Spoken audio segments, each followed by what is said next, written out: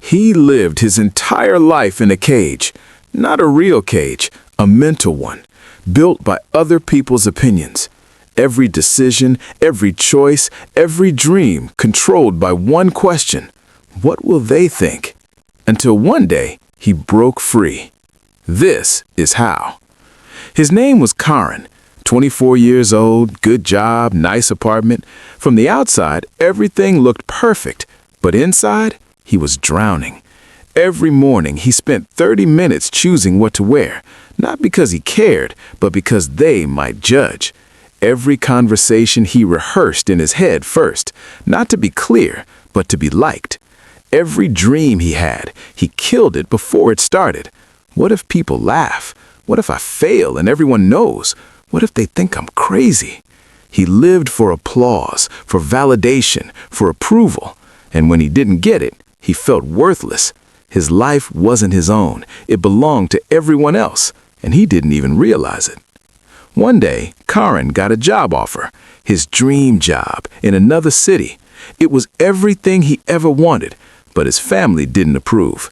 Stay here, it's safe, why risk it? His friends made jokes. You, in that field? Good luck. His colleagues raised eyebrows. That's a huge step down. What are you thinking? And just like that, the dream started to die. Karen sat in his room that night, the offer letter in his hand. He wanted to say yes. Every part of him screamed yes. But the voices were louder. They'll think you're making a mistake. They'll judge you if you fail. They'll say, "I told you so." So he put the letter down, and he stayed, safe, approved, miserable. Weeks passed, then months. Karen went back to his routine, but something had changed. He felt hollow, like he'd betrayed himself. And the worst part? The people whose opinions he cared so much about, they moved on. They forgot. They didn't even notice his sacrifice. One evening, Karen went to a small cafe. An old man was sitting alone, reading a book. Karen sat nearby, ordered coffee. The old man looked up and smiled. "You look like someone carrying a heavy weight." Karen forced a smile. "I'm fine." The old man nodded, then pointed to a bird outside the window, a small sparrow perched on a wire. "Do you see that bird?" the old man said. Karen looked. "Do you think it wonders what the other birds think before it flies?" Karen frowned. "What?"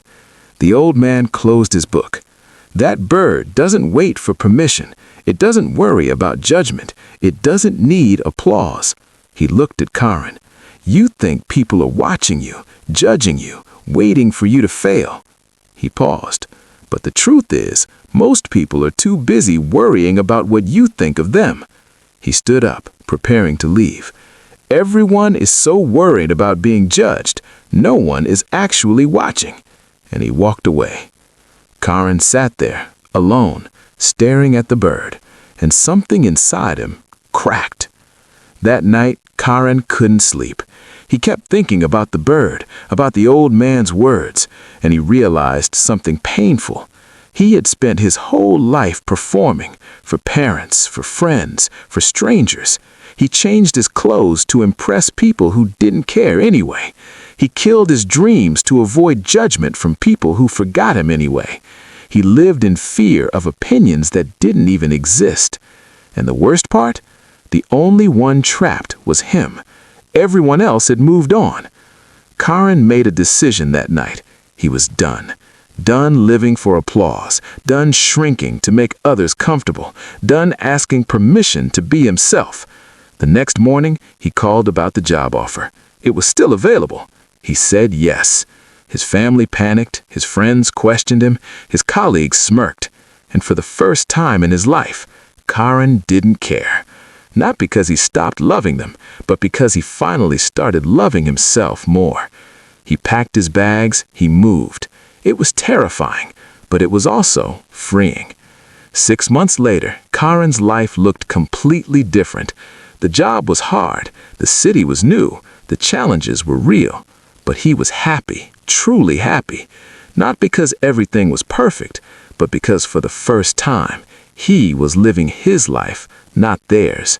He learned the hardest lesson anyone can learn.